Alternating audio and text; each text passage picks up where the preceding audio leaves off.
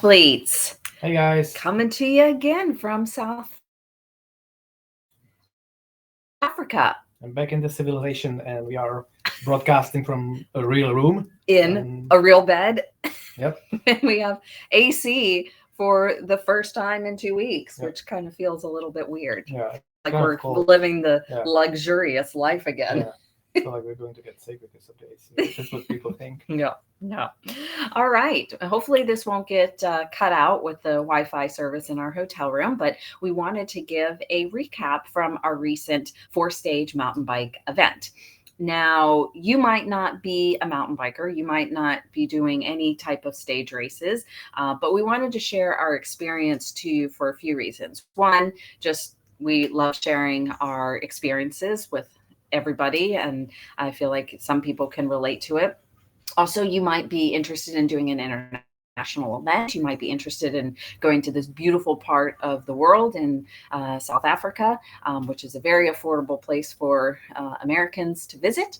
There's an Ironman just coming up. And there's an Ironman and lots of events around here, and the people are amazing. But also, we learned, and as we always do, a lot of valuable lessons that you can take to your long distance triathlon or any type of event that you are doing. And since we often have been saying, we are the future you, where we're in warm weather, we're racing, you're going to be in our position in a few weeks or a few months. So we feel like telling you this information now can help you so you remember it for race day. So a few things I just want to start off with international events, because traveling internationally for a race can be very overwhelming, stressful. It can become very costly. I like to think that we have kind of figured out a good recipe for affordable and stress-free ish experiences. And my advice, if you want to travel internationally for a race, whenever you look into races and planning races, you need to make sure you do a lot of research and plan ahead. These things should be planned many months, if not even a year in advance. So start thinking about it and start doing your planning, because the closer you get to it, you might have to spend more money, or you may overlook something that could have been prevented early on. You want to, if you can, try to choose a stress-free option. And sometimes that might mean paying a little bit more money. When we were looking into this stage race, there was an option for an organizers to bring our bikes to the race. We thought that was a better option than having to fly with our bikes from Cape Town to Port Elizabeth. There was a shuttle option instead of driving our rental car. That saved us 6 or 7 hours each way of driving. We thought that was a good investment. But it's kind of like, you also can wash it out. So we didn't need a rental car, so we could return it, so we save money there, and we could buy, really transporting the bike. So it was kind of like a wash and just kind of smarter, and like you said, a rest in the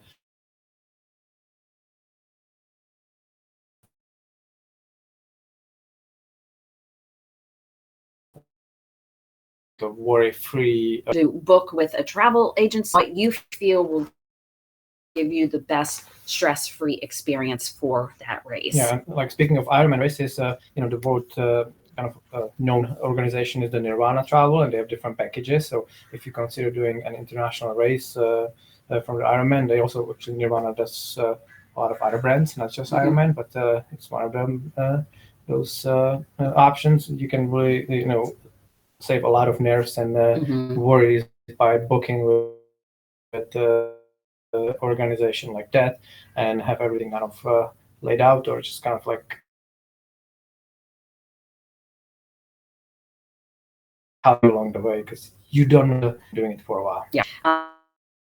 Hesitate to ask questions. I would email the race organizers. I'd ask them questions, things that I couldn't find on the internet, and they were very happy to respond back.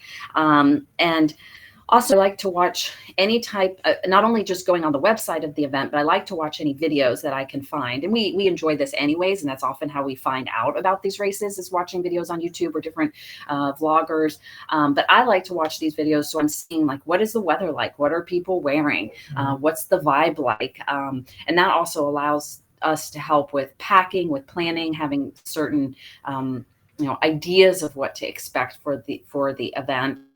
And then lastly, packing your patients, because anytime you travel internationally, there's going to be different cultural standards and ways of doing things, and things might not go well. There may be delays. There may be times when you just have to wait.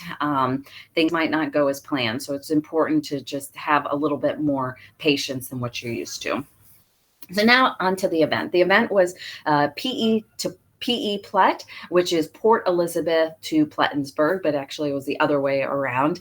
So we start outside of Plettsburgh Bay and we go to Port Elizabeth. We were actually not in either one of those areas, but kind of up, but that's what, for 12 years, that's what they've called the event.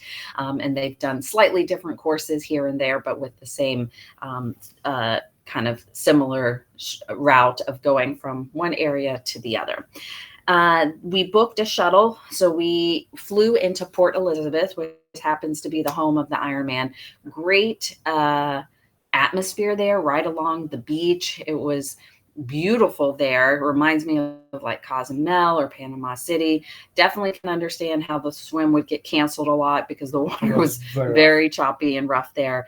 In the morning, we actually didn't see the ocean at all. Yeah, it was very foggy. It was foggy. Yeah, but very beautiful area. Not what I would expect in South Africa, especially compared to where we were staying in Gordons Bay, where there's a lot more shacks and homeless people. Where we were in Port Elizabeth, right on the beach, it was very clean and just a different vibe altogether.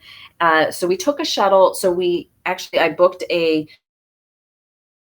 instead of using Uber or taxi, I just arranged with the hotels, just can we get a shuttle from the airport to the hotel and then back? Happy to pay for that. It's just one less thing to stress about. And those things are taken care of so that you don't have to worry about it right when you get to the airport. So somebody's there with a sign and we find them and they help with our luggage and they know where to go. And we know the price right away and it's all taken care of. So we went back to the airport the next morning. We met the group that was organizing our shuttle. So there was other people as well. And it didn't really start off with the best start, just because our bus driver was very stressed about this situation of having to drive a huge shuttle van with a trailer. There was a 30-minute delay due to construction. So we had to wait for that. The bus was very hot. It was just off to a very rough start. And then also it was like our perception. The other passengers in the bus, they didn't think much of it. And then later when we talked to them, they just welcome to South Africa. That's what it is. It's like, he wasn't stressed. It's just that South African driver. Yeah. And as soon as we got to our final destination, all the luggage was thrown out of the trailer and he was out of there in like 2 seconds. And he was like, thank goodness. So apparently that's how it rolls here. And first he got mad at one of the passengers because he couldn't find it where it is. So he was like getting mad at somebody who's participating in the event. Like, what kind of shithole event do you guys do that I don't know where it is? Here we are at like this beautiful polo field area.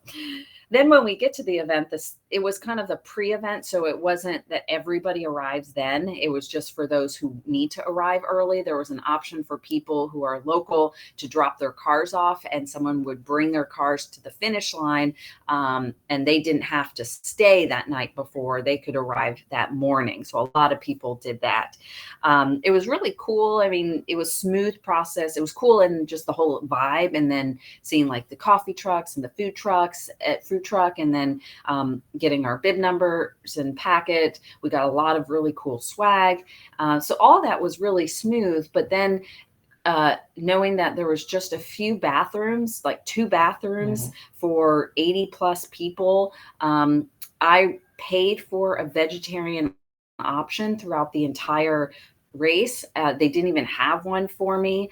You pointed at lettuce. Yeah, so I had salad and rice and bread roll for dinner, and throughout the entire. No, you didn't have a salad. You have a lettuce Yeah. and rice. Lettuce, rice. And throughout the entire event, I was very much so slacking on protein because their idea of vegetarian was just vegetables.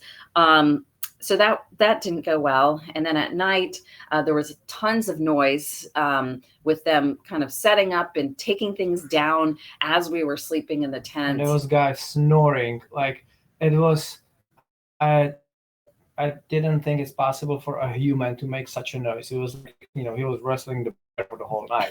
And of course he was sleeping sound like a baby. And I had, so we actually have 2 tents because we didn't know how big the tents will be. They said that we can share the tent, but we just didn't know. So we booked 2 tents, and they set up the tent that I was on one side of the field and Marty on the other side. With a building in between us. Which first I was like, that's a bummer that we are not next to each other. But then I was really glad because I could move away from this snoring monster. So Krell brought his mattress bum into Marty's tent. Yeah.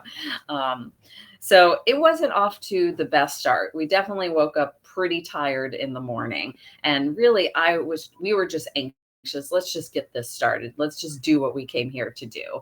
And it ended up being a great day. It was beautiful. Every stage was very beautiful with the scenery, seeing the ocean, the forest, the farmlands. It was just, we rode along the famous garden route and through forests. It was just very beautiful and such a cool way to see a different part of the world. And that's why we love doing these racecations, is you get to meet people, you get to see different things that you just don't get to experience when you're by yourself in a car or staying in one place. Yeah, and the people are really friendly and pleasant, and everything was just like soon as we started the first day, and then when we finished, the vibe just got a lot better, right? And everything was just kind of like, okay, this is a lot. Yeah. And I think it just comes down to expectations, and that, if you might have certain expectations from what you see in, doing your research. Corel had expectations from doing the Oregon gravel grinder. So he did a race with camping and a similar experience. So you just kind of start to build up this resume of expectations or standards of what you think it should be like. And then when it doesn't go that way, it's really easy to get disappointed. And so when you do, you have to make sure you don't have these expectations just because people do things differently. And as Americans, sometimes we think that, we live in excess. There's plenty of water. There's always internet. There's plenty of bathrooms. We expect these things, but and if we don't get it, we ask for the manager, and the manager will make it right. But here,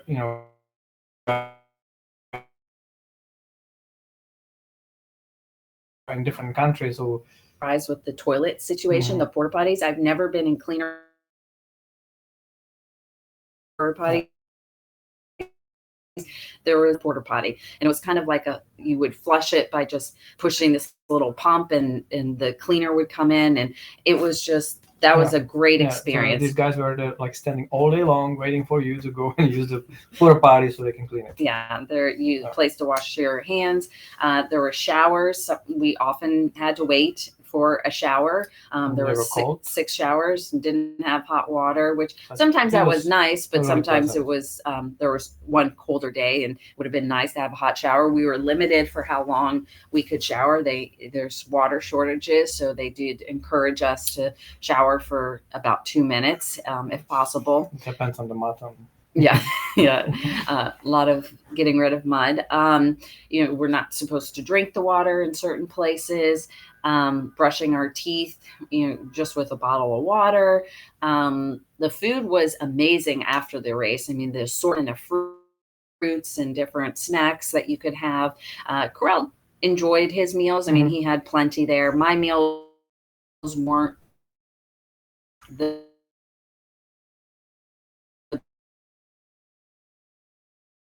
best.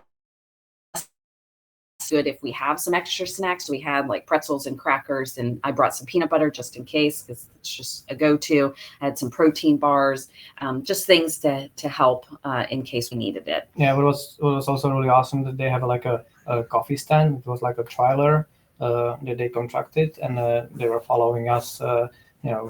At every stage, so where we would be staying, they would be there, and they were making espresso drinks, and so I really enjoyed it, and it was very affordable for us.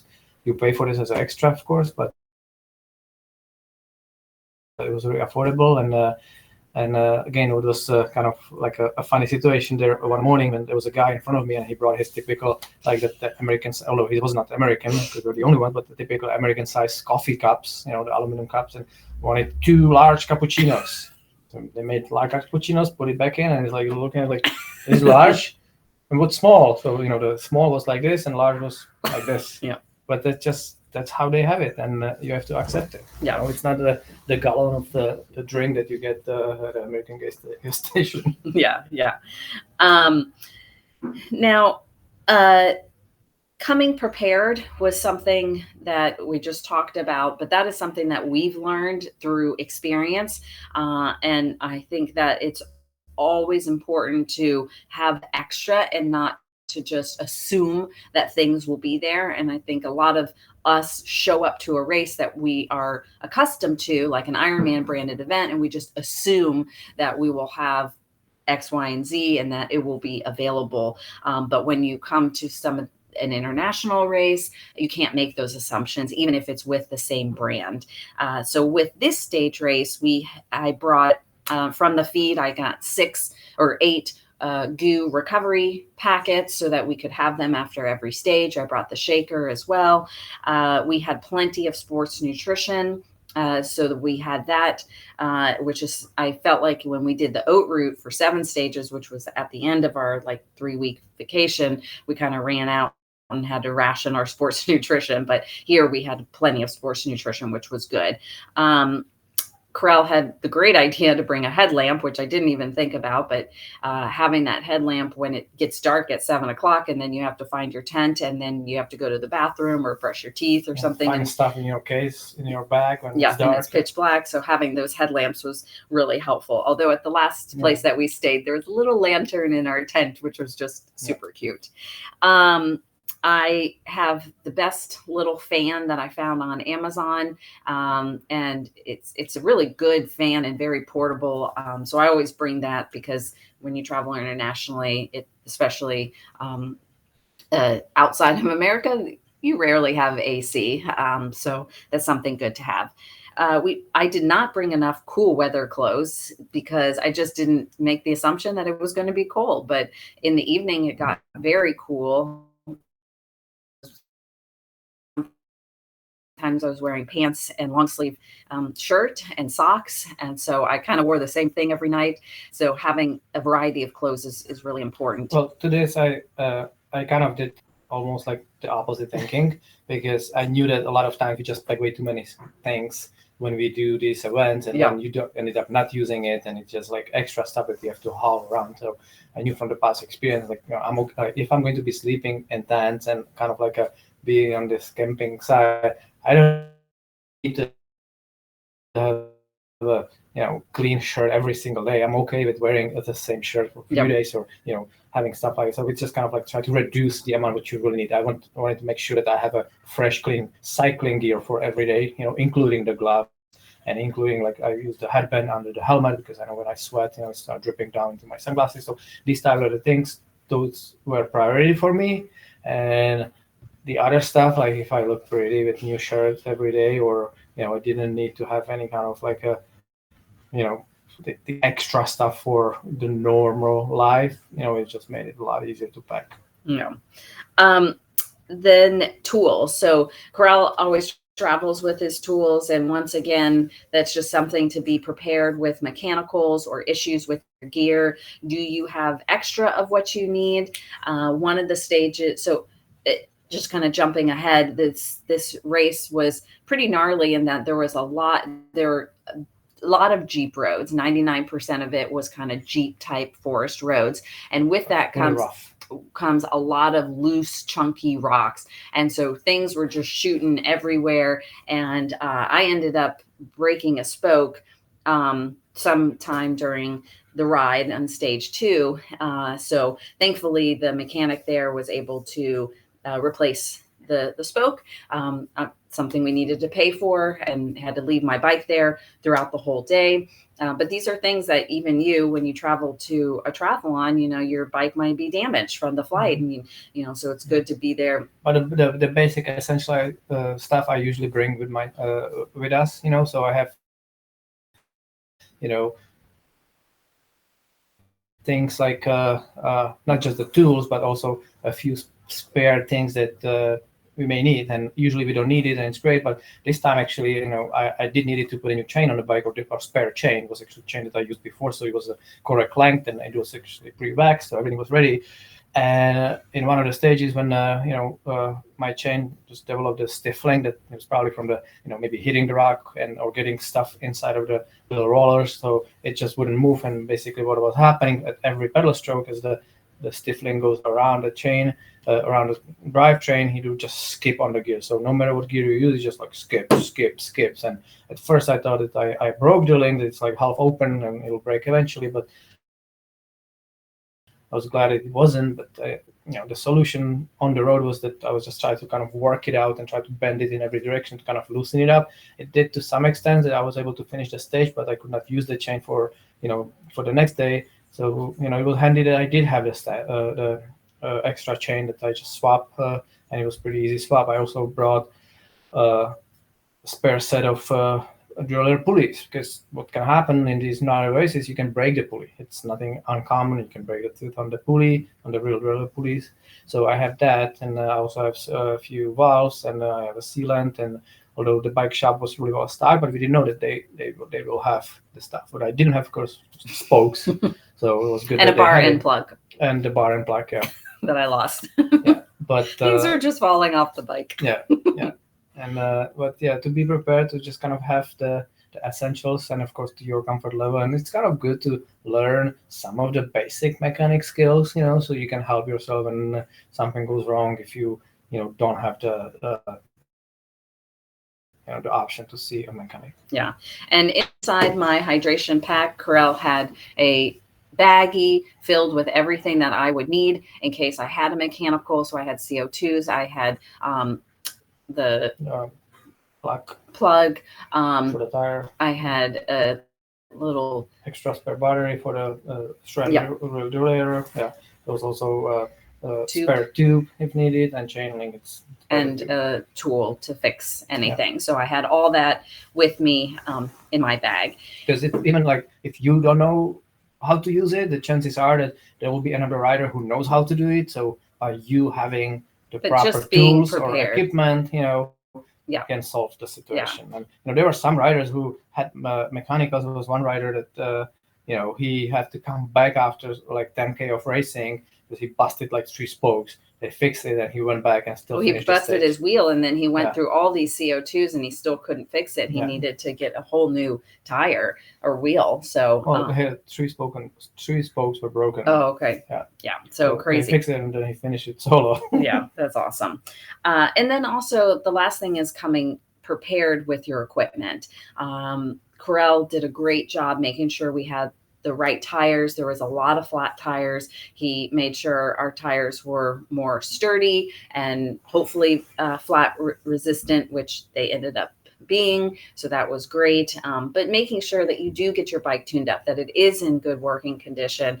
I just find that a lot of athletes just show up to events and hope everything goes well, but you really want to take that extra time to make sure that your gear and your equipment, especially your bike or your running shoes or your goggles, are in good working condition. Having a new pair of goggles on race day so that they don't fog up, making sure that your shoes are not too broken in, not old, but also that they have some miles in them and that you're comfortable with them. Yeah, so I want to add another thing on this topic on the bikes and the equipment. So if you ended up doing a stage race that it's off-road, whether it's a gravel stage race or mountain bike stage race, be prepared that, even if you arrive with perfectly tuned bike and everything is working, after the day one, the bike will look like shit. It will be packed with dirt, dust, it'll be squealing. Like, so after every stage, the chains were just like, rattling how it was dry, from, the elements of this race. Everything was dirty. So it was kind of like, oh, why did I pay for the tune-up? But you know that you need to have it ready for each day. So it's important to then clean the bike after each stage, relube the chain with we use the silica wax, and make sure that everything is in the good working order. Yeah. And it was, but like, and every race they have different options for you. So like when I did some other races, I could just they have the wash station for the bikes, I could wash it myself. Here, because they wanted to support the cycling academy, so the kids from the academy were washing the bikes there. So you have to pay for it and get your bike ready, which again, it was very affordable for us, and we were It was glad. $2 a Yeah, bike. yeah, glad to do that. But you just need to do that, and then after the bikes were clean, then I could focus on putting the loop on the chain and all that. They also were really good with having extra like a chain loop. They use the squirt in every aid station. So if you do end up doing a race and let's say it's muddy, it's rainy, or it's dry, everything's drying, it's not a bad idea to add whatever loop they have at the aid station, because even if you are so particular about your bike and you only use certain products, at that point when the bike is rattling and making screaming and you making all the noises, because of all the stuff on it, it doesn't really matter. Like whatever you can put on to help it, it's good enough, and then you can take care of it after the stage. Yeah. I think the takeaway from this is, after you finish a ride, what is the status of your bike and are you taking care of it? Did you ride in the rain? Are you taking care of it? Did you sweat a lot? Are you taking care of it? Are you cleaning your bike and making sure that whatever you just did to it, that the bike isn't carrying that into the next ride, which is just going to add wear and tear and slow you down and maybe also cause a very unsafe bike as well. Mm-hmm. All right. So we're not going to go into all the stages or any of the stages in specific details, but rather just talking about what was the day like. This stage, so Karel has done several stage events. We did the 7-day Haute Route Alps, which we were riding from 6 to 9 hours a day. Karel did Breck Epic mountain bike stage event, which was 6 days, which he was riding from 3 to 5 hours a day. And then the Oregon Gravel Grinder, which was 5 days, and he was riding between 2 and 6 hours a day. So I think there was a day with 2 hours. 3. That was maybe the time trial, right? That was also. Well, the time trial was shorter, but in average, it was a longer distance. Yeah. So Karel has done 5, 6, and 7 stage. Going to be a schedule, just like when you show up to a triathlon or any race. There's a start time, there's a finish time, but when you stage race, there's other stuff that's going on afterwards to help prepare you for the next day. So how each day worked is we didn't really need to send an alarm because you just kind of hear other people or the truck that's driving through the tents, waking everybody up. 2 o'clock in the night. Yeah. So we were waking up around 5:30 or so every morning. The race would start at 8 o'clock, except for the last day it started at 7. Breakfast was usually available at 5:30. So we would eat breakfast. Karel would get coffee first thing in the morning so he could function and have a good outlook for the day. Then we would go back to the tent. We would get our gear ready. Sometimes we would need to pack up our gear because we would be moving locations and need to drop off our suitcases. And then also we would do some type of warm up on the bike, which was really important. Just make sure the bike is good. Karel would pump up the tires, but also get the body ready for the day. Then line up for the race, usually around 7:45. Race started at 8. And then afterwards, as soon as you were finished, we had a very strict routine. Finish, go to the shower. Yeah. So we would and go. That's something that I learned in Oregon Gravel Grinder, that because the limited showers, because there were like 5 showers, for the whole field.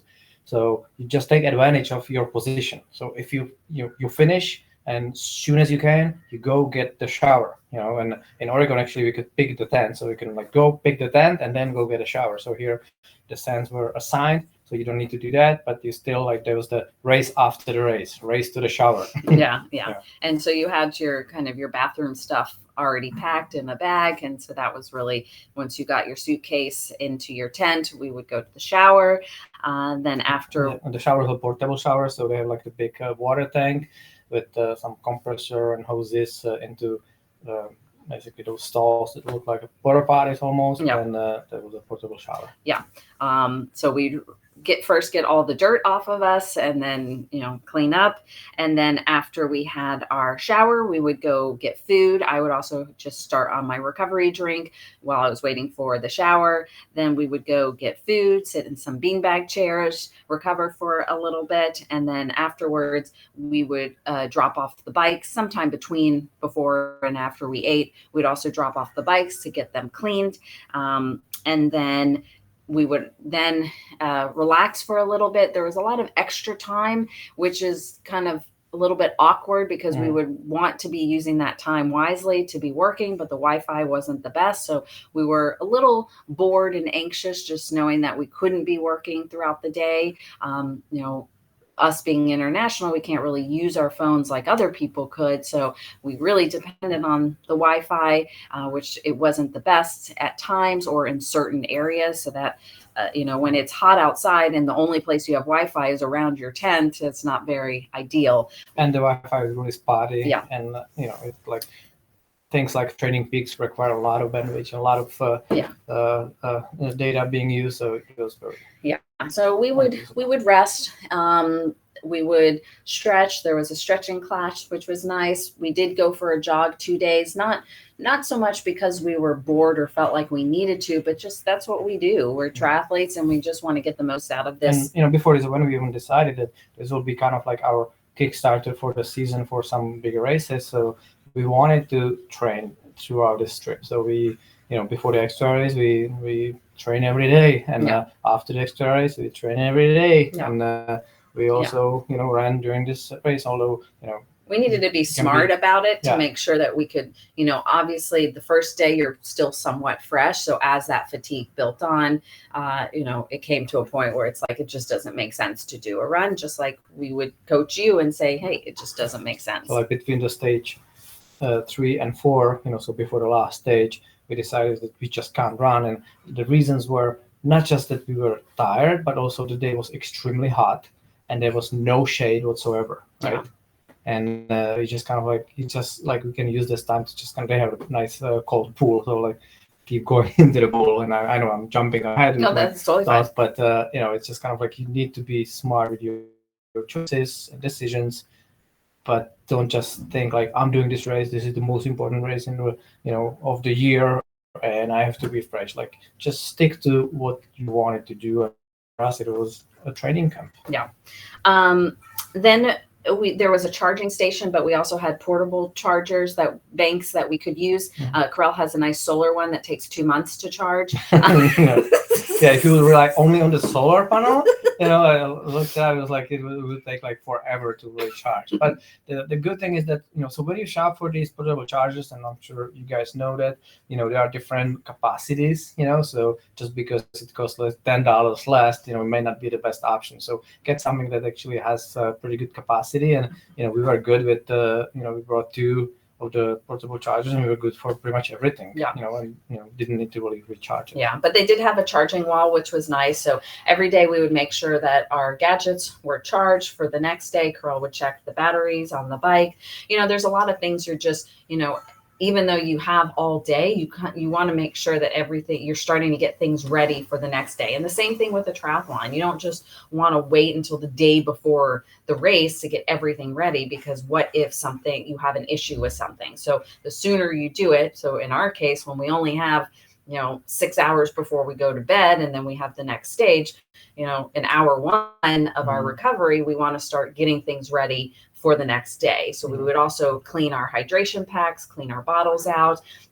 There's only 1 big jug of water that they were refilling. So we would fill that up with water. So we never had cold water throughout the entire race, but it would cool down a little bit at night, but it's still not cold water. There's no ice there. And then we would fill our hydration. So there's just kind of like a routine that you get into. I would lay my gear out for the next day so it was ready, and also helped so I could pack things up quickly. So just having that strategy, and I think the same thing for you guys with your races. How are you laying out your transition area? How are you getting your pre-race stuff? And you can start thinking about that with every training session. So the last thing we want to talk about is just some lessons that we've learned that you can apply. First thing we kind of went into already is being organized and having a routine. This is something that you can be doing now, because you may find the closer you get to a race, it gets a little bit more overwhelming, like with triathlon, having so much gear. But what are the vital items that you will use during the race? It's very similar to what you use in training. Or if you use something on race day, you should be practicing with it in training. So think about minimizing what you need so that you're not feeling overwhelmed by having too much stuff or too many options. You want to be very organized and meticulous with what you're using. Yes, it's good to be prepared and have extra, but that shouldn't overwhelm you with lots of options. It's just kind of just in case, but this is what I'm going to need. And then having a routine. What is your routine? Does it include some mobility? Does it include a warm-up? Is there visualization? Or is it something that you do that helps calm you down? When are you going to eat? Again, these are things that you should be practicing in training based on past experiences and what works best for you. Staying present. This is something that applies so much in off-road racing. If anybody has done trail running, gravel riding, mountain biking, you know what I mean when I say having to be present. You need to be focused on exactly what is in front of you. And when we were racing, I was never thinking about what was about to come in hour one or the last hour, or how I was going to feel in the last hour. I could only focus on that moment in time and what I could see visually ahead of me. And I'll tell you, even for myself in the last stage as the leader of the women's solo, I was the most nervous on the last day, just because I felt like at any moment this could be taken away from me by something out of my control. I can't think about celebrating this win because I need to get through this stage, and hopefully nothing mechanically or physically or a mistake or getting off the course is going to happen. I need to be on my best game and also have a lot of luck as well. And I think this really applies to you guys with your racing. When it comes to the most stress and anxiety that athletes feel before a race, it generally comes from feeling pressure to achieve a certain outcome, having to hold a certain pace on the run, having to hold certain power, worrying about what may happen, trying to achieve a certain outcome like a place or qualifying. That's what brings the most anxiety. But that is out of your control. What you can control is what is happening in that moment, and you can't predict that. It only happens in that moment. And with a race like this, especially with mountain biking, as soon as the race started, I can only think about what's happening in the next second, in the next second, and next second, because that's all I can control. And I have to be present so that I can stay safe, react to the dynamics of the race, and to make sure that I'm making the best decisions possible to deliver the best outcome. Yeah, and when you do these like a mass start races, it's so important that you cannot be thinking like the typical strategy, I need to pace myself. No, what you do right now in this moment can determine how you actually will finish later on. So like the race starts and it's just on, like immediately you go from 0 to max effort, because everybody wants to separate, everybody wants to make that split. And it was here in every stage. So I would be like in the first few minutes of the race, I'm just like hurting like never before. It's just your legs are filling up with lactate. It's like lead. I sometimes feel like it just hurts to even make a full circle, and it's part of the race. But the thing is that sure, you have a choice to ease up and let the group go, but then it'll cost you, you know, many minutes, if not hour, at the end, or you can just push through this excruciating pain in this moment, and hopefully you can just get that extra time that you can use later. So those are the things that you need to do in these mass start races. Same thing goes with the running races. Like you can tag along with the group and achieve a better time, or you can be pacing yourself. And well, that's the same thing if you do a solo run. You don't need to be signing up for these races. So just be really strategic with the with your decisions, what you do in these races. And also, if you do a multiple day event like these stage races, and it's in a way it also applies to a long distance triathlon race. Like if something happens in one moment, and let's say you get mechanical, or something happens, something doesn't go your way, and you lose a lot of time, you can get frustrated. You think that the race is over, and it just doesn't make any sense for you to continue or to keep trying. But the thing is that it happened to you, it can happen to somebody else. So it can reshuffle, and you are in the same and level spot that you were before. So like in the, when I did Break Epic, I had multiple mechanicals in stage 2. Well, here in the stage 2, I also had some mechanicals. Girl finished behind me in stage 2. Yeah, and I lost some precious time, but I knew that it's not over. There's still other stages, and what happened to me can happen to somebody else. So and it did. It did. Like when I was starting the stage 2, after stage 1, I was the third solo male, and the guy who was like my near competitor, after stage 2, he took it, and I was riding with him actually, but it was only a few seconds in the GC, and I actually felt like he was a bit stronger. I was like, oh, it's gotta be hard. But then I have a few mechanicals, and I lost time. And so he jumped ahead of me, and then I dropped down in the GC. But I knew it's like, hey, the next day is the next day. It's new opportunity. And I actually somehow, it typically works this way in these stage races, that you just kind of find yourself surrounding the same people. Yeah. And so somehow I was riding with him again, and I actually felt like, I think I'm better today than him, so maybe he pushed too much the day before, or it cost him more. But then he busted his tire, and he lost a lot more time. So I was like, one day I have mechanical, the next day he has mechanical. But then, okay, there are other people in the race, and all of a sudden I was in the race with 2 other guys, and the gaps were pretty close. And until the last day, where I started the last stage being on the podium, being the third solo male, and I made a split with a really strong group. They were all stronger than me, and by the first hour was more of like up and down and more technical, so more my alley where I can manage race well. And then I got up in one of the big climbs, King of the Mountain, and then I was riding solo for hour and a half, and I knew that I'm riding solo and I'm bleeding time. I was just kind of like, I'm just keep on trying, push my best. And all of a sudden, like 6K from the finish, 2 guys came from behind.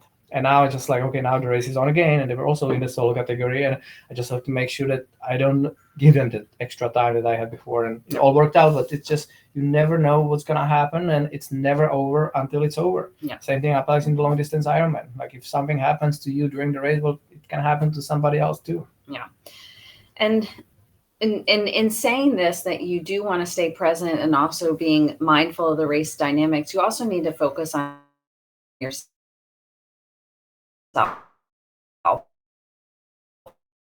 And I think slowing this person down, am I in their way? And the more I do these events, the less focused I am. And really, it doesn't matter, because if somebody needs to pass me, they're going to say they need to pass me, and I'm going to let them.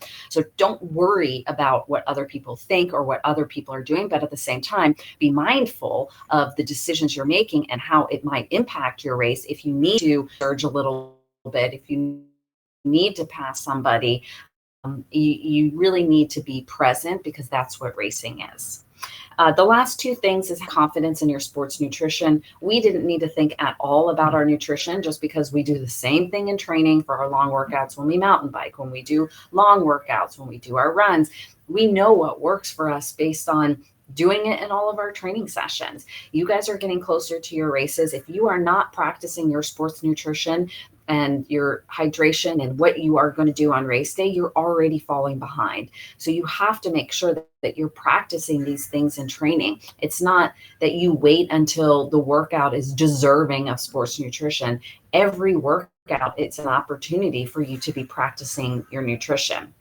And then the last thing is that with these stage races, what you do on that one day is setting you up for the next day. So having good nutrition and good hydration, you don't want to fall short, because then you're already at a disadvantage with your recovery going into the next stage. So you almost want to be a little ahead and take in a little bit more, knowing that you're going to need to jumpstart the recovery right afterwards. Make sure you're eating, sleeping, recovering to set yourself up for the next stage.